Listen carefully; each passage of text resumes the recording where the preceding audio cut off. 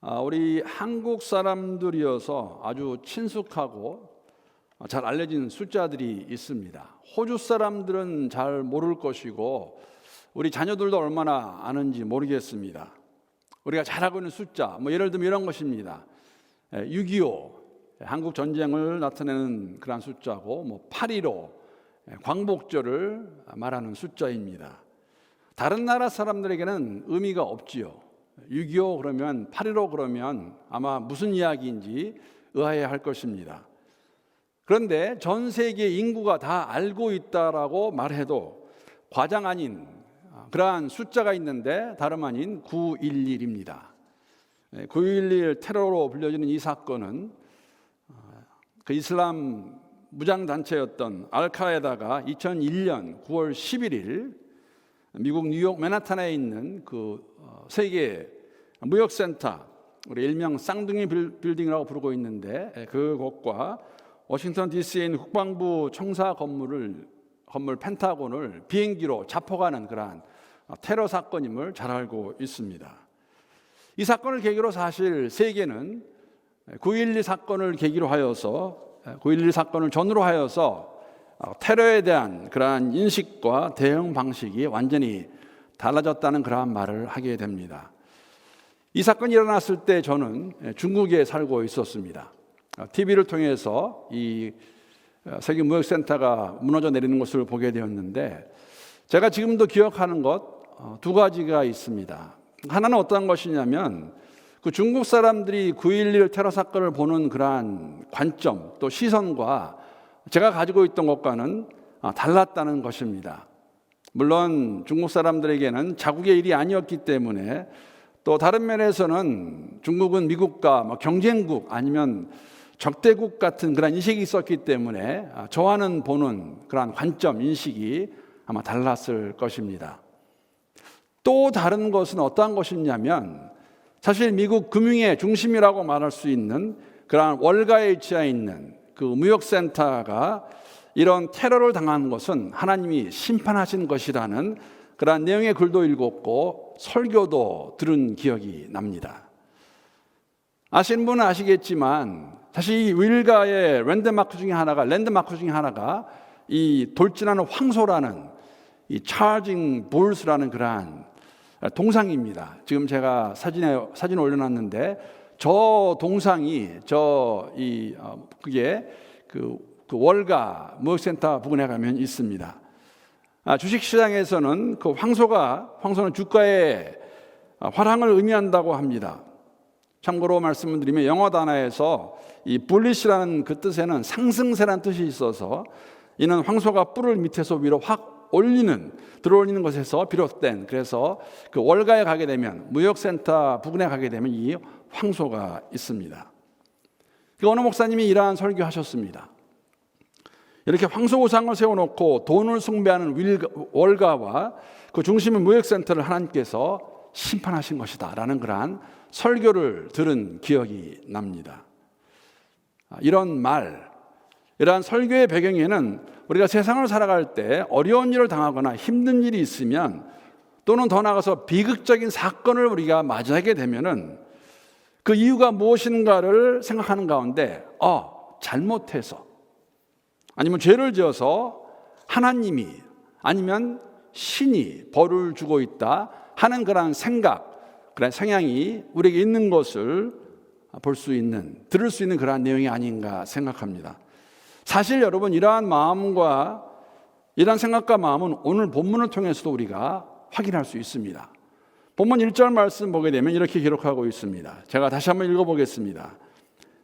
그때 마침 두어 사람이 와서 빌라도가 어떤 갈릴리 사람들의 피를 그들의 제물에 섞은 일로 예수께 아뢰니.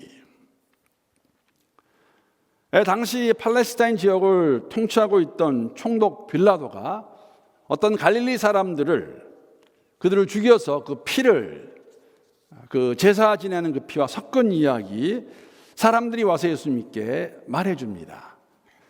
여러분, 왜 갈릴리 사람들이 예루살렘에 와서 이런 학살을 당하게 된 것일까요?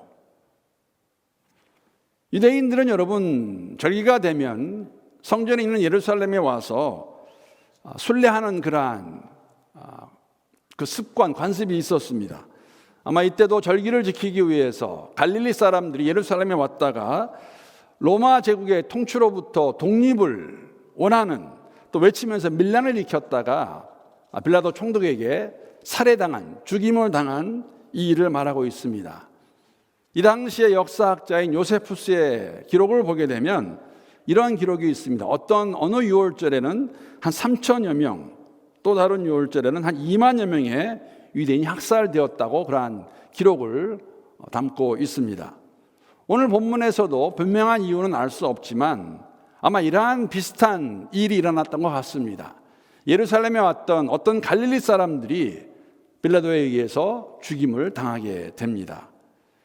그런데 여러분, 왜 이런 이야기를 이 예루살렘 사람들이 예수님에게 말해 주었을까요?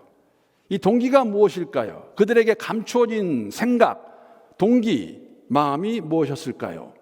오늘 2절 말씀 보게 되면 예수님께서 이렇게 말씀하십니다.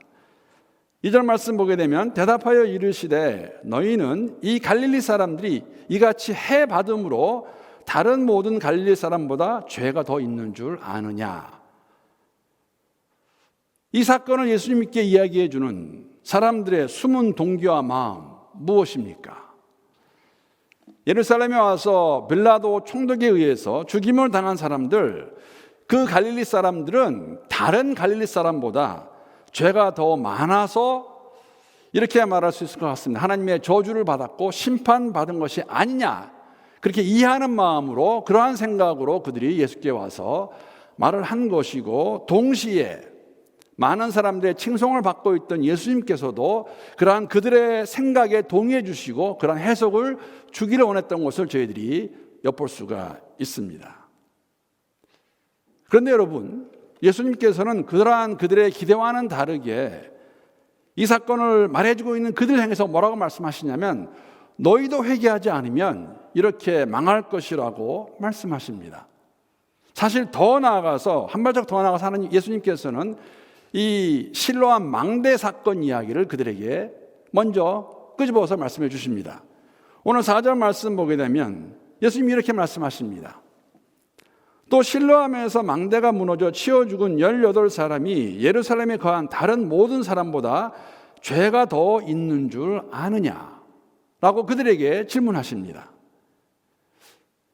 무엇이 망대를 무너지게 했는가 설명하고 있지 않습니다. 분명한 것은 실로암에 있는 망대가 무너져 내려서 18명이라는 사람이 죽게 되는 결과를 가져오게 되었다는 것입니다. 여러분, 망대가 왜 무너졌을까요? 망대가 무너진 것은 여러분 인재입니다. 성벽에 붙어 있는 그 망대가 무너졌다는 것, 오래된 성벽이 원인이 될 수도 있겠지요. 아니면 알고 있는 상태에서 저 위험한데 그 망대에 필요한 보수 공사를 하지 않고 있다가 일어난 일일 수도 있을 것입니다. 그럼에도 불구하고 사람들은 이 사건을 보는 이 시각과 마음은 무엇이었냐면 저 죽은 사람들은 우리보다 더 죄를 많이 지어서 죽은 것이 아닌가. 갈릴리에서 예루살렘에 명절을 지키기 위해서, 제사를 지내기 위해서 순례왔던 사람이 죽은 것과 이 망대 사건으로 죽은 사람들, 이 죽음 당한 이유가 다 죄로 인함인 것을, 죄로 인하여 그렇게 됐다는 것을 알고 있는 예수님께서 이렇게 말씀하시는 것이죠.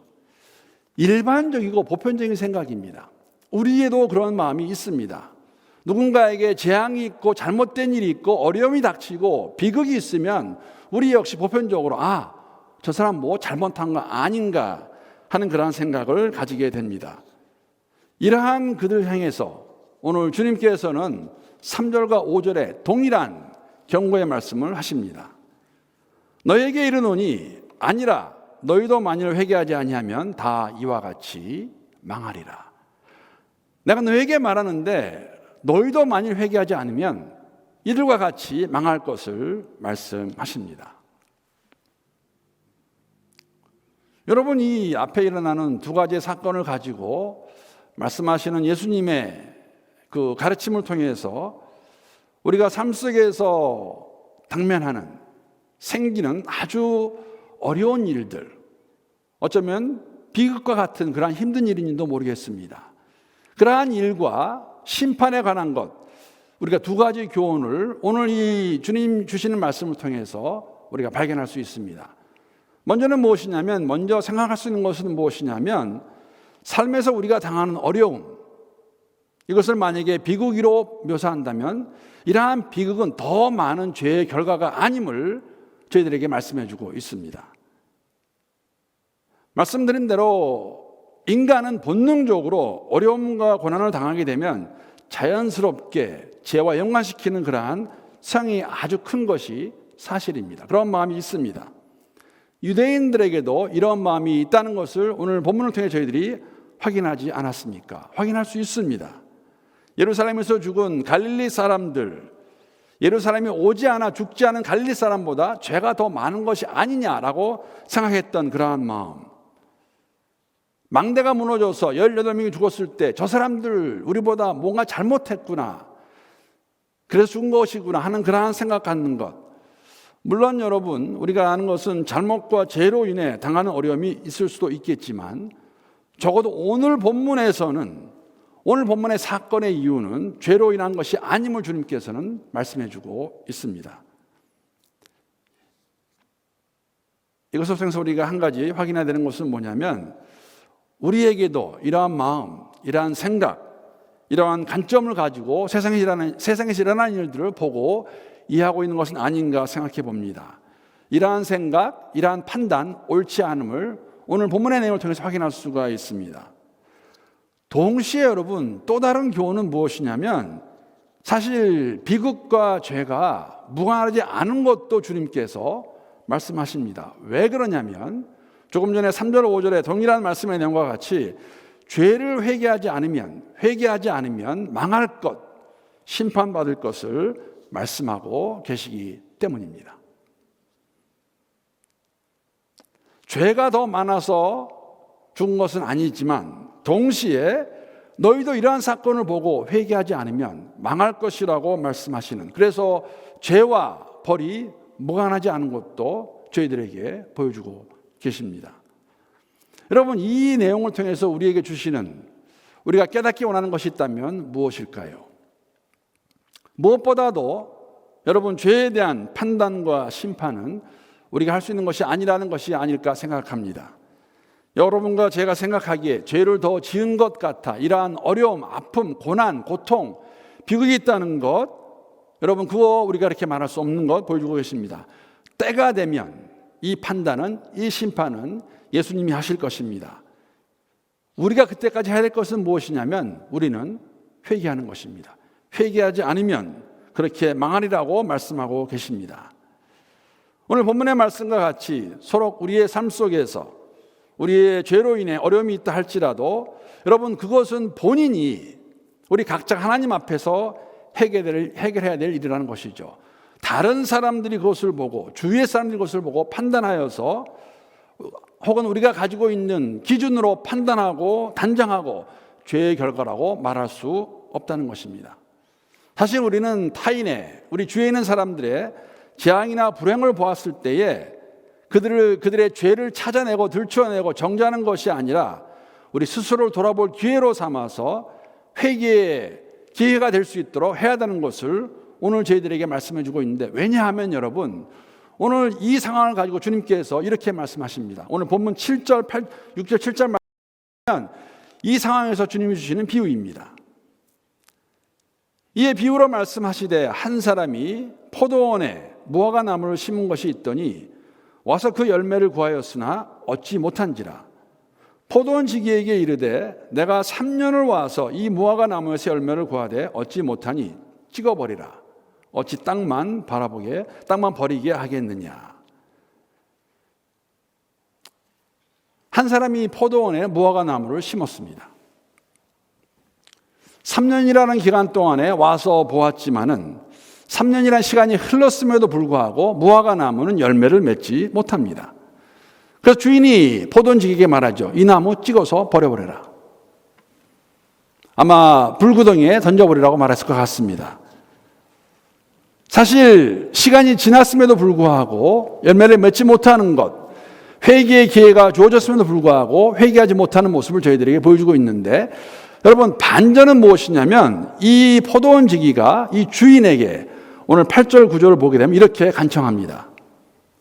대답하여 이르되 주인이여 금년도 그대로 두소서. 내가 두루 파고 거름을 줄이니 이후에 만일 열매가 열면 좋거니와 그렇지 않으면 찍어버리소서 하였다 하시니라. 3년을 기다려도 열매를 맺지 못하는 무화과 나무를 찍어버리라고 명령하는 주인에게 이 포도원 지기가 간청하는 것이죠. 1년만 더 기다려 주십시오. 1년 동안 제가 거름을 주고 살피겠습니다. 그러한 주인의 간청, 이 이야기를 듣고 사실 무화과 나무에게는 1년이라는 기간이 더 연장되는 것을 저희들에게 보여주고 있습니다.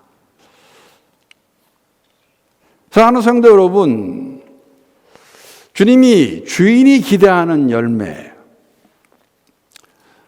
더 나아가서 내 삶에서, 우리의 삶에서 열매가 맺히도록 할 수 있는 것이 무엇입니까? 오늘 본문의 핵심은 회개입니다. 회개의 열매를 맺으라고 말씀해 주는데, 저는 이 말씀 묵상하면서 두 가지로 이런 생각을 가져보았습니다. 두 가지 생각을 가질 수 있었습니다. 여러분, 이 비유를 보게 되면 먼저는 회개의 기회를, 열매를 맺는 것을 방치해두면 너무 늦을 수 있다는 것입니다. 이런 이야기입니다. 누가복음 16장에 보게 되면 우리가 너무나 잘 알고 있는 부자와 나사로의 비유 이야기가 나옵니다. 여러분 다 기억하시죠? 부자와 거지 나사로의 이야기.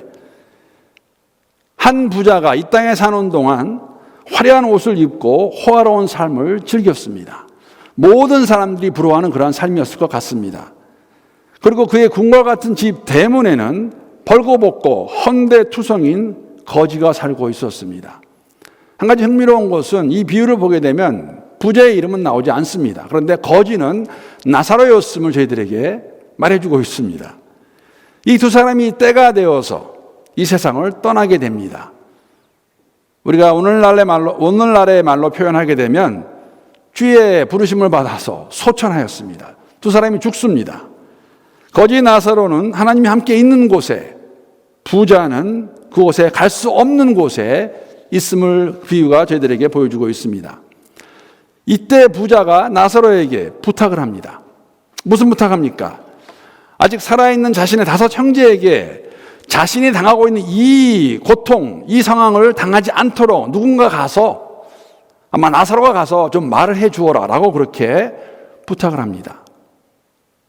이때 나사로와 함께 있던 아브라함이 이렇게 말해줍니다. 누가복음 16장 29절 30절 말씀 제가 3번으로 읽어보겠습니다. 그러한 부탁을 하는 부자에게 하는 말입니다. 그러나 아브라함이 말하였다. 그들에게는 모세와 예언자들이 있으니 그들의 말을 들어야 한다. 부자는 대답하였다. 아닙니다. 아브라함 조상님, 죽은 사람들 가운데서 누가 살아나서 그들에게 가야만 그들이 회개할 것입니다. 여러분, 무슨 의미입니까? 아브라함이 말하는 것이죠. 너에게도 주어졌던 그 기회, 선자를 통하여서, 예언자를 통해 주었던 그 기회를 네가 받지 않은 것 같이 네 형제들도 들을 기회가 있다. 없는 것이 아니다. 다만 네가 이곳에 온 것은 회개할 기회를 놓쳤기 때문에 이곳에 온 것이고, 그들이 알아서 할 것이라고 말해주고 있는 것이죠. 부자에게 기회가 있었던 것 같이 그 형제들에게도 기회가 있을 것을 말씀해주고 있습니다. 회개하면 그가 있는 그곳에, 부자가 있는 그곳에 오지 않을 것임을 말씀해주고 있습니다. 여러분, 정말 기쁜 소식은 우리들에게 아직 기회가 있다는 것입니다. 복음을 듣고 그리스도 예수가 나의 구세주이심을 받아들이고 마음으로 믿고 입으로 고백하게 되면 거지 나사로와 같이 하나님 나라에 갈 수 있습니다. 회개하기를 기다리시는 그 주님의 마음, 오늘 본문의 말씀을 통해서, 비유를 통해서 우리가 다시 한번 확인할 수가 있습니다. 또 다른 생각은 이런 것입니다. 여러분, 너무 늦게 회개하면 부끄러운 구원을 얻을 수 있다는 것입니다. 3년을 기다려줬는데 열매를 맺지 못하는, 또 한 해를 얻지만 열매를 맺지 못하면 어떻게 되는 것인가 하는 생각을 가지면서 너무 늦게 회개하게 되면, 기회를 그대로 방치하게 되면 우리는 부끄러운 구원을 얻을 수 있다는 그런 생각을 해보았습니다. 제가 얼마 전에 지인으로부터 받은 이야기 하나 함께 나누면서 설명하기 원합니다. 그 이야기를 보게 되면 평생을 집을 짓는 몫으로 사신 분이 은퇴를 결정하고 그를 고용해서 함께 일을 했던 고용주에게 가서 이제 남은 여생은 아내와 함께 여행도 하고 또 손주들과 여유롭게 즐거운 시간을 보내기 위해서 은퇴하겠다는 자신의 계획을 그에게 말해줍니다. 평생 함께 일했던 그 목수가 은퇴하겠다는 그러한 말을 듣고 고용주가 곰곰이 생각해다 이러한 부탁, 마지막 부탁을 얘기합니다. 은퇴하기 전에 집 하나만 더 주어주면 좋겠다. 더불어서 이 부탁을 꼭 들어주면 좋겠다는 그런 간청을 하는데, 그 고용주와 함께한 시간도 있고 또 우리 말로 정도 있고 해서 거절할 수 없어서 그 부탁을 들어줍니다. 그래서 마지막 집을 그가 짓게 됩니다. 답은 그렇게 하겠다고 말했지만 사실 이미 은퇴하기로 결정한 그는 자신의 마음을 담아, 자신의 온 마음을 담아 그 집을 지을 수가 없었습니다. 그래서 할 수 없이 일을 하게 되면서 어떻게 보면 지금까지 해오던 것과는 다르게 아주 대강 그 집을 지음으로써 지금까지 열정적으로 헌신하여서 지었던 집과는 다른 집을 하나 완성하게 됩니다. 사실 안타까운 일이죠. 그의 끝마침이 참 좋지 않은 그러한 모습입니다. 집을 다 지었을 때에 고용주가 와서 집을 한번 살펴본 다음에 그 목수에게 이렇게 말합니다. 키를 건네주면서 이렇게 말합니다. 이 집은 내가 당신에게 주는 선물입니다. 키를 받아들이는 집 열쇠를 받는 이 목수는 할 말을 잃었습니다. 야, 이거 어떻게 이런 일이 있을 수 있을까? 이 집이 내 집이었다면 내가 이렇게 짓지 않았을 텐데. 그러한 것을 그 누구보다도 자신이 알고 있었기 때문이 아닐까요? 저는 이 이야기를 읽으면서 이런 생각을 해보았습니다. 우리가 마지막까지 우리의 구원을 이루어가는 삶을 살지 못하는 여정이 이와 같지 않을까, 이와 같을 수 있다는 생각을 떨쳐버릴 수가 없었습니다. 열매 맺지 못하는 나무, 그 무화과 나무를 쳐서 찍어버리라고 말하는 주인의 그 명령이 귓가에 들려왔습니다. 회개의 열매를 맺지 못한 우리의 삶도 이와 같이 될 수 있다는 생각을 해보면서 고린도에서 사도 바울이 그 교회 성도들에게 쓴 글도 함께 생각이 났습니다. 말씀 한 군데 보겠습니다. 고린도전서 3장 11절에서 15절까지의 말씀, 제가 세 번역으로 읽어보겠습니다. 아무도 이미 놓은 기초이신 예수 그리스도 밖에 또 다른 기초를 놓을 수 없습니다. 누가 이 기초 위에 금이나 은이나 보석이나 나무나 풀이나 집을 지으면 그에 따라 각 사람의 업적이 드러날 것입니다. 그날이 그것을 환히 보여줄 것입니다. 그것은 불에 드러날 것이기 때문입니다. 불이 각 사람의 업적이 어떤 것인가를 검증하여 줄 것입니다. 어떤 사람이 만든 작품이 그대로 남으면 그는 상을 받을 것이요, 어떤 사람이 작품에 타버리면 그는 손해를 볼 것입니다. 그러나 그 사람은 구원을 받을 것이지만 불속을 해치고 나오는 듯 할 것입니다. 바울 사도가 고린도 교회 성도들에게 편지하면서 언급하는 부끄러운 구원이라는 그 내용의 이야기입니다.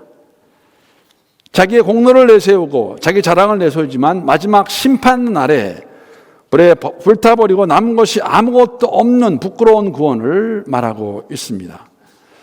여러분, 무화과 나무의 비유를 다시 한번 묵상하며 들은 생각입니다. 무화과 나무가 존재하는 이유는, 주인이 기다리는 이유는 열매를 맺기 원한다는 것이죠. 열매를 맺지 못하는 나무는 찍어서 불에 넣으시겠다는 그러한 말씀, 찍어버리겠다는 말씀을 저희들이 해주고 있습니다.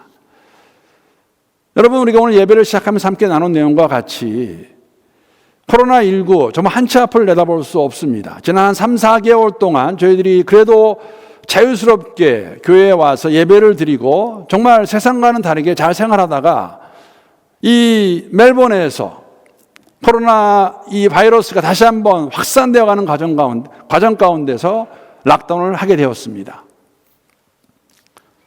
저는 이번 코로나 바이러스 락다운 스테이지 4를 맞이하게 되면서 이러한 생각을 감출 수가 없습니다. 이 코로나 바이러스라는 팬데믹을 통해서 주님이 원하시는 것이 무엇일까? 아마 진정으로 우리가 회개하고 회개 합당한 열매를 맺기 위한 기회를 주시는 것이 아닌가 하는 생각을 가져보게 되었습니다. 이런 생각을 가지게 된 것에는 여러분, 이번에 락다운 스테이지 4를 발표하는 우리 빅토리아 주 총리 데니엘 앤드루스가 발표한 그 내용문의 앞에 보게 되면 이러한 글이 있습니다. 제가 그걸 읽으면서 들은 생각입니다. 제가 앞부분만 올려놨습니다. 영어로도 올려놓고 한국말로 올려놓고. 그 영어로 한 말을 번역하면 이런 이야기입니다. 시작에 이렇게 말했습니다. 말을 낭비하지 않겠습니다. 오늘은 굉장히 많이 힘듭니다. 이 사실은 빅토리아 주민들이 누구보다도 잘 알고 있습니다. 그러나 우리가 본 것처럼 호주와 전 세계에 우리는 새로운 종류의 적과 마주하고 있습니다.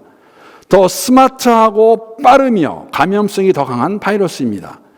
그리고 백신을 맞을 때까지 이 바이러스를 막기 위해 최선을 다해야 합니다. 라면서 이 발표문을 발표했고 그 다음에 락다운 스테이지 4가 들어간 이유를 설명하고 이렇게 된다고 말하는 것이죠. 변이된 코로나 바이러스, 이 데니엘 앤드루스가 말하는 것 같이 우리가 인정하는 것 같이 더 스마트하고 빠르고 감염성이 더 강해진 것으로 인정하고 대처할 것을 말하고 있습니다. 방법이 없다는 것이죠. 락다운이 필요합니다. 여러분, 저는 마찬가지로 우리의 믿음의 여정 속에서 영적으로 안일하고 무관심한 마음이 우리의 영적인 상태를 무력하게 만드는 영적 바이러스와 같은 그런 생각을 가지게 되었습니다. 여러분, 코로나 바이러스 전 세계가 함께 당하고 있는 이 상황에서 믿음의 눈으로 이것을 보았을 때 주님께서 원하시는 것이 무엇일까? 우리가 어떠한 마음으로 나가야 될 것일까? 저는 우리가 회개하기를 기다리고 회개의 기회를 1년 더 연장시켜 주셨다는 생각을 합니다. 1년 더 연장시켜 주셨습니다. 물론 1년은 상징적인 것입니다. 오늘 본문에 무화과 나무, 포도원지기에게 1년을 말한 것 같이 여러분, 이러한 주인의 마음을 우리가 바로 이해하고 우리에게 주어진 이 어려운 시기이지만 잘 활용하여서 정말 열매를 맺기 위해서 회개하며 나아갈 수 있는 우리 모두가 될 수 있기를 함께 기도합니다. 사랑하는 성도 여러분, 우리에게는 아직도 기회가 있습니다.